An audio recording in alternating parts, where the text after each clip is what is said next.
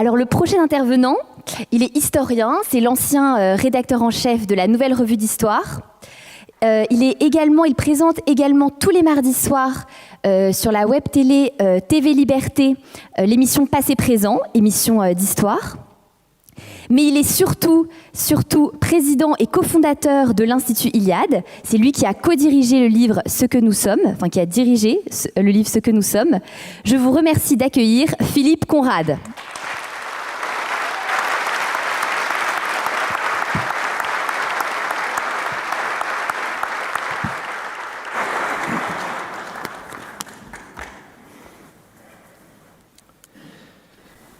Mesdames, Messieurs, chers amis, nous allons beaucoup parler aujourd'hui d'histoire et de mémoire, car depuis une trentaine d'années, ces domaines-là, ces choses-là font l'objet d'une offensive en règle qui s'inscrit dans une volonté générale de lobotomisation. Et il est important, évidemment, de réfléchir sur les processus de ce phénomène, et il est important, bien sûr, de savoir comment réagir. Il s'agit en effet d'une entreprise méthodique et sournoise pour, en quelque sorte, déraciner mentalement, culturellement, nos peuples européens. Tout cela peut être vérifié et constaté régulièrement, et il est temps de prendre conscience, évidemment, de ce péril. Le terme qui a remporté le succès que vous savez depuis quelque temps, c'est le terme de roman national. Alors nos adversaires préfèrent parler de roman national plutôt que de récit national, parce que le mot roman a évidemment une connotation dévalorisante, et il est intéressant, il est important de revenir sur cette notion. Ce roman national, ou plutôt ce récit national, il s'est constitué dans le cas de la France, mais aussi des autres grands pays européens. Mais dans le cas de la France, à partir du XIXe siècle, à travers l'histoire de la France telle que l'a imaginée Michelet, tout cela a été relayé ensuite par Ernest Lavis, à la fois dans le Petit Lavis qui a accompagné des générations d'écoliers pendant des dizaines d'années, et puis aussi dans l'œuvre monumentale aussi du même Ernest Lavis, son Histoire de France en une trentaine de volumes. Et ce roman national, il a constitué en quelque sorte un récit fondateur à la fin du siècle pour la Troisième République qui s'installait. Il s'agissait alors de donner aux Français une mémoire partagée, d'en faire des citoyens dépositaires donc de souvenirs communs, pour constituer, pour créer la République qui était intervenue à partir de 1870. Il s'agissait donc de construire la République. Dans ce cadre-là, on a confondu bien sûr l'État et la nation, on a mis en place aussi tout un imaginaire territorial se confondant avec notre hexagone. On a également pratiqué une certaine téléologie qui faisait que on interprétait le passé à la lumière des événements contemporains, avec toutes les limites évidemment que cela peut présenter, mais en tout cas, on a ainsi donné aux Français la conscience d'une identité.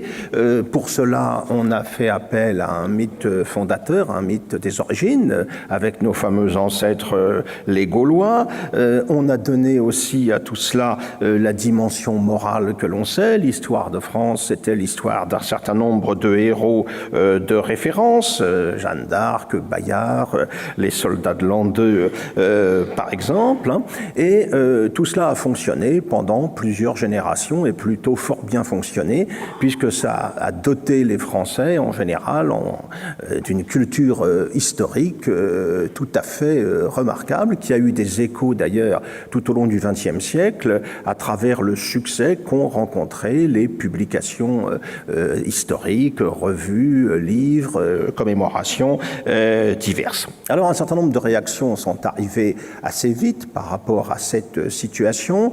Au lendemain de la guerre de 14, qui avait vu évidemment l'abominable guerre civile européenne aboutir aux catastrophes que l'on sait, il y a eu une réaction contre l'histoire que l'on a tenue, certains l'ont fait, en tout cas tenue pour responsable de la fureur nationaliste qui avait animé alors les pays qui se combattaient. Après cette guerre, les universitaires ont aussi commencé à prendre leur distance. C'était le cas notamment de Lucien Febvre, qui ne voulait pas que la science historique apporte une caution, en quelque sorte, à une idéologie étatique et nationaliste. Il ne voyait pas la légitimité de tout cela. Et puis ensuite, il y a eu l'apparition de nouvelles visions de l'histoire, notamment celle représentée par l'école des Annales, de Marc Bloch, de Lucien Febvre, plus tard de Fernand Braudel. Il s'agissait là désormais de privilégier l'économique et le social, d'en finir avec l'histoire bataille, d'en finir avec l'histoire politique, considérée comme l'écume superficielle du temps. Et tout cela a évidemment profondément marqué les esprits durant cette période. D'ailleurs, le sous-titre de la revue Les Annales, c'était « Économie, société, civilisation ». C'est ajouté ensuite l'étude des mentalités collectives, mais on le voit, le récit essentiellement politique de ce qu'avait été l'histoire de la France était en quelque sorte minoré par rapport à ces données structurelles considérées comme plus importantes. C'est-à-dire tout cela, il y a à partir des années 1970, en gros, une crise de l'enseignement de l'histoire qui s'installe. Pendant plusieurs générations, eh bien, les élèves, les enfants, puis les élèves passaient du petit Lavis au Mallet-Isaac pour avoir une connaissance précise et assez complète de l'histoire du pays, celui des 40 rois qui en 1000 ans avaient fait la France, plus évidemment l'aventure républicaine qui avait suivi. Tout cela a commencé à être remis en cause dès les années 60. On imagine les effets délétères aussi de la contestation 68arde, et tout cela va déboucher dans les années 70 sur la fameuse réforme Haby, où là on va décider d'abandonner la chronologie, de se consacrer à une histoire thématique, transversale, une histoire donc qui en tout cas voulait se garder, c'était tout du moins le projet des Diafoirus pédagomaniaques de l'époque, voulait se garder de tout encyclopédisme, le péché par excellence. Le résultat, c'est que le récit de l'histoire de France s'est progressivement estompé, au point qu'à la fin des années 70, Alain Decaux, le grand historien apprécié du grand public, eh bien, lançait dans le Figaro Magazine son fameux appel qui allait rencontrer un écho formidable dans toutes les couches de la société, dans toute la classe politique, toutes tendances confondues d'ailleurs, ça fait l'objet d'un consensus général, au point que quelque temps après, Jean-Pierre Chevènement, devenu ministre de l'Éducation nationale, va entreprendre un retour de l'histoire à l'école, notamment à l'école primaire, où elle avait d'ailleurs à cette époque-là en grande partie disparu. Mais les choses devaient changer dans cette même décennie des années 80, avec notamment l'ouvrage d'une historienne, Suzanne Citron, récemment disparue, qui s'intitulait cet ouvrage « Le mythe national », avec en sous-titre « Histoire de France revisitée », ce qui était évidemment tout un programme. D'autant que l'intéressée, et elle l'a confirmé dans la préface qu'elle a donnée à la dernière édition du livre, peu de temps avant sa disparition, d'autant que l'intéressée insistait sur le contexte qui avait commandé cette lecture bien particulière de l'histoire de France. Que nous dit-elle ? Les années 1980, c'est l'explosion en quelque sorte de l'immigration, c'est la marche des beurs, c'est l'époque de l'émergence l'indépendance du Front National, c'est l'époque de célébration du millénaire capétien, d'une célébration plus ou moins ratée de la Révolution de 1789. Donc, on le voit, il était temps d'agir et de remettre en cause une histoire qui se refusait à prendre en compte les grandes tendances, les grands mouvements qui étaient alors à l'œuvre. Alors, Suzanne Citron dénonce la mise en scène du passé qui avait été imaginée au XIXe siècle par les historiens libéraux, romantiques ou républicains, et elle insistait sur le fait qu'il y avait eu là la volonté de construire une mémoire collective, mais en grande partie artificielle, qui n'avait pas grand-chose à voir avec l'histoire recherche, l'histoire scientifique telle qu'elle la concevait. Il s'agissait d'une histoire qui avait pour vocation à produire des souvenirs communs, une mémoire commune, mais qu'il fallait distinguer de l'histoire au sens scientifique du terme, car cette histoire en question, Suzanne Citron lui reprochait bien sûr les liens étroits qu'elle entretenait avec le nationalisme, évidemment le péché par excellence. Ce qui est intéressant, c'est que l'auteur en question insistait aussi dans cette évocation du contexte dans lequel était intervenue sa réflexion sur l'apparition des banlieues, entre guillemets, des banlieues, ce qu'on va appeler les quartiers sensibles, c'est-à-dire des ensembles ethnicisés par le regroupement familial et appauvris par le chômage. Et cette réalité-là, pour elle, était déterminante pour imposer une révision complète et radicale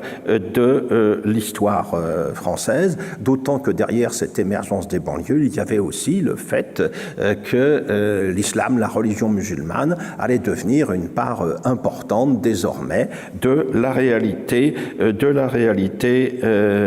nationale. Suzanne Citron dénonçait également la volonté en 2012 du président Sarkozy de créer un musée de l'histoire de France dont la fondation a suscité les débats que vous savez, mais en contrepartie, évidemment, ne s'indignait pas, on s'en doute, c'est même le contraire, de la création d'un musée de l'immigration. Alors, elle s'en prenait même à Pierre Nora, l'auteur de la prestigieuse série des lieux de mémoire, en l'accusant de mettre en place une histoire néo-lavicienne, ce qui, évidemment, pour elle, constituait une condamnation sans appel. Il fallait en finir, donc, avec une France qu'elle jugeait essentialisée, et elle se découvrait, d'ailleurs, en 1992, un autre adversaire, le sociologue Paul Yonnet, disparu en 2011, qui avait publié à cette date « Voyage au centre du malaise français, l'antiracisme et le roman national ». Donc, les termes du débat se trouvaient donc ainsi posés. Alors, Suzanne Citron n'est pas restée seule. On a vu ensuite d'autres historiens, d'autres personnalités s'inscrire dans la même démarche de déconstruction de l'histoire telle qu'elle était admise naturellement jusque-là. Ça a été le cas de Jean-Paul Demoule, archéologue, qui, lui, s'en est pris à l'œuvre dumézilienne et s'en est pris à l'existence même des Indo-Européens. Pensez donc qu'il y avait là peut-être la possibilité de constituer un mythe d'origine susceptible d'alimenter les pires sentiments. Alors, bien entendu, un ouvrage qui reçoit un soutien médiatique tout à fait considérable, comme on l'imagine, le grand quotidien du soir que nous connaissons bien est en première ligne dans cette affaire. Et puis, derrière Jean-Paul Demoule, il y a plus récemment Patrick Boucheron, un spécialiste du Moyen-Âge italien, qui s'est fait le champion de la lutte, nous dit-il, contre le poison identitaire, contre le fait que l'on cherche à imposer une vision justement contraignante, en l'occurrence nationale, de l'histoire. Alors, son ouvrage intitulé L'histoire mondiale de la France, un énorme pavé de 800 pages, compile en fait un certain nombre de questions, un certain nombre de sujets qui rendent bien peu compte de l'histoire de France. Le but est de montrer essentiellement dans quelle mesure l'histoire de France dépend de l'étranger. On insiste ainsi sur le fait que Saint-Martin, l'apôtre des Gaules, il est d'origine pannonienne, hein, c'est un étranger, il vient du territoire de la Hongrie actuelle.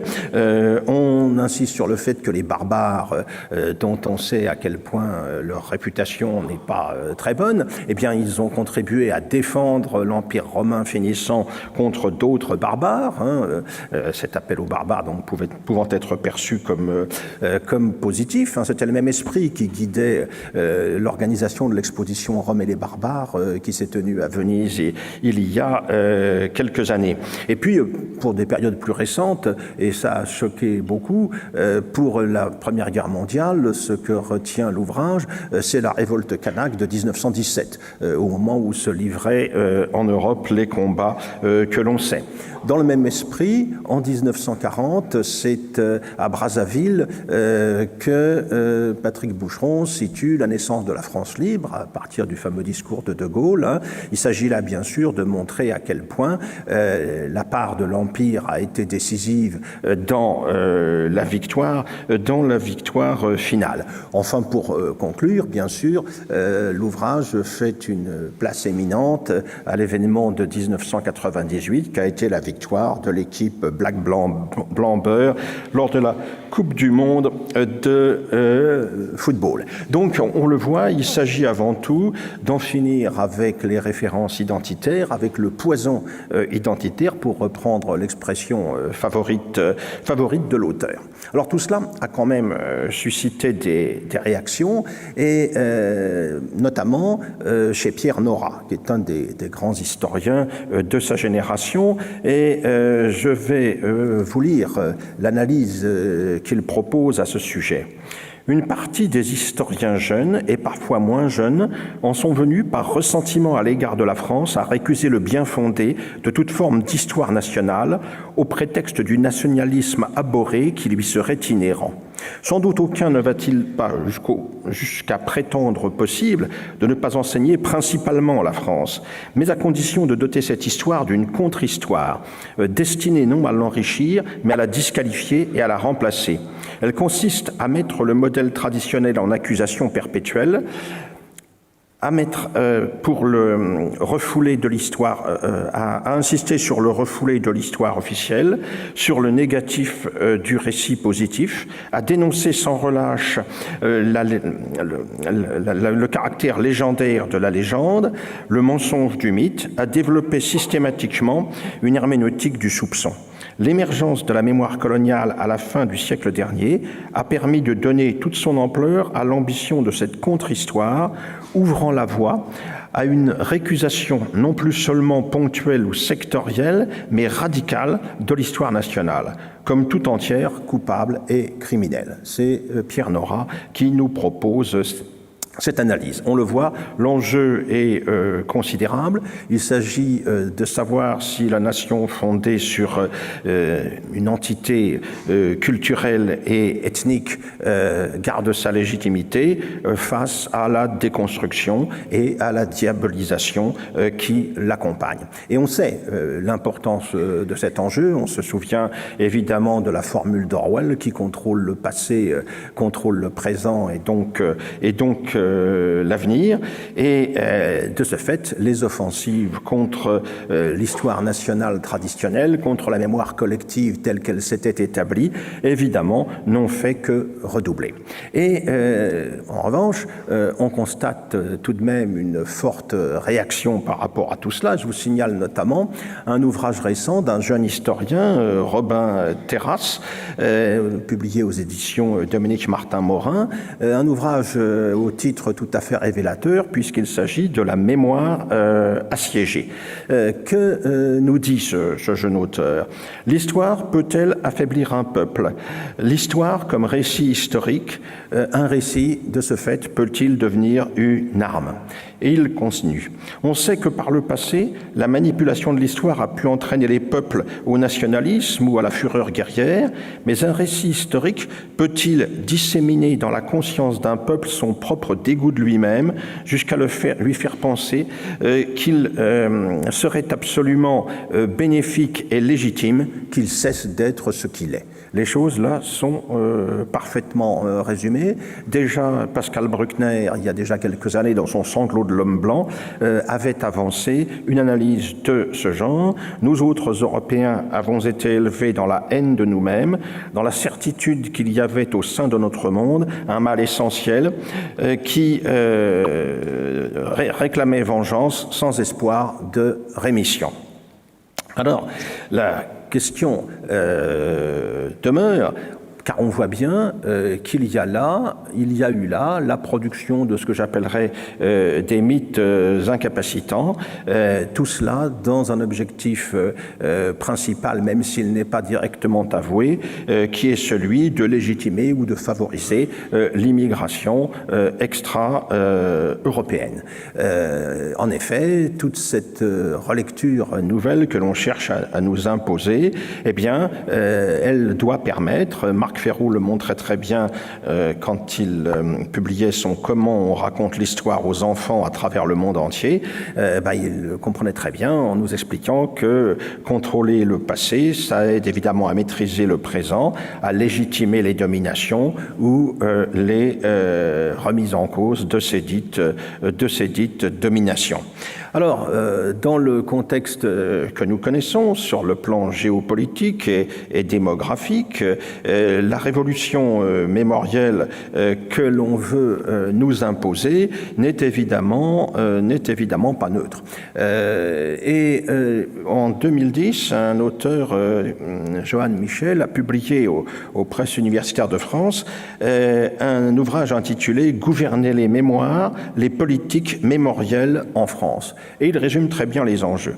La construction d'un ordre nouveau pour mieux instituer la rupture avec l'ordre ancien et fonder ainsi de nouveaux principes de légitimation exige l'exaltation d'une nouvelle mémoire collective, la sélection de nouveaux mythes fondateurs, la mise en avant, la célébration de nouvelles figures totémiques. Tout est dit, c'est le processus dans lequel nous sommes et on voit bien à quel point il est nécessaire aujourd'hui de réaliser d'urgence un rééquilibrage mémoriel pour réagir face à cette idéologie négative et notamment cette idéologie de la repentance. Celle-ci s'appuie sur la valorisation sous des formes diverses des éléments allogènes, mais aussi sur la culpabilisation de l'histoire nationale. Nous en avons de multiples exemples. On a vu comment on voulait débaptiser les lycées Colbert parce que Colbert aurait été à l'origine du Code noir au XVIIe siècle, organisant l'esclavage. On a vu comment on a cherché à délégitimer les croisades en les assimilant au djihad terroriste islamique. On a vu également la remise en cause de la colonisation. Bernard Lugan vous en parlera tout à l'heure. On a vu comment dans certaines séquences de notre histoire, ce sont celles considérées comme les plus sombres, les plus problématiques qui sont mises en avant. On a essayé de réduire la guerre de 14, par exemple, à l'épisode des mutineries de 1917, pour ne rien dire des heures les plus sombres de notre histoire des années 1940, et pour ne rien dire non plus de la relecture de la guerre d'Algérie. En fait, au bout de tout cela, eh bien, les Français du XXIe siècle sont conviés à inventer une francité plurielle et métissée, ce sont les termes mêmes qu'utilise Suzanne Citron. Alors, que faire face à cette situation ? Il faut répondre évidemment aux déconstructeurs et c'est généralement possible à condition de le vouloir et de s'en donner les moyens. On a quelques exemples récents ou plus ou moins récents. On avait disqualifié complètement par exemple l'histoire militaire dans les années 60. Elle est revenue au premier plan d'une manière tout à fait spectaculaire. On avait voulu réduire la guerre de 14 au aux mutineries, vous leur donnez une place disproportionnée dans le récit de l'événement. Sur ce terrain-là aussi, l'adversaire a dû battre en retraite. Je pense aux travaux déjà passé de Guy Petroncini, mais surtout à tous les travaux du regretté général Bach. Donc, cette partie-là, ces combats-là, ne sont évidemment jamais perdus. Il faut bien sûr s'attacher à transmettre, hein, c'est un point absolument essentiel, et en même temps que transmettre notre histoire et ce qu'elle a porté de positif, dénoncer les mythes de l'adversaire, là aussi c'est possible, on le voit par exemple avec le récent succès que rencontre le livre consacré au mythe d'Al-Andalus du professeur espagnol Serafín van Roel. Je signale d'ailleurs au passage le rôle important qu'a joué un de nos amis dans sa publication en France. Il s'agit d'Arnaud Imatz, qui avait déjà contribué à une relecture radicale de la guerre d'Espagne il y a quelques années et qui maintenant met en avant cette question d'Al-Andalus qui est à l'origine de toutes les mythologies que l'on sait concernant le sacro-saint vivre ensemble.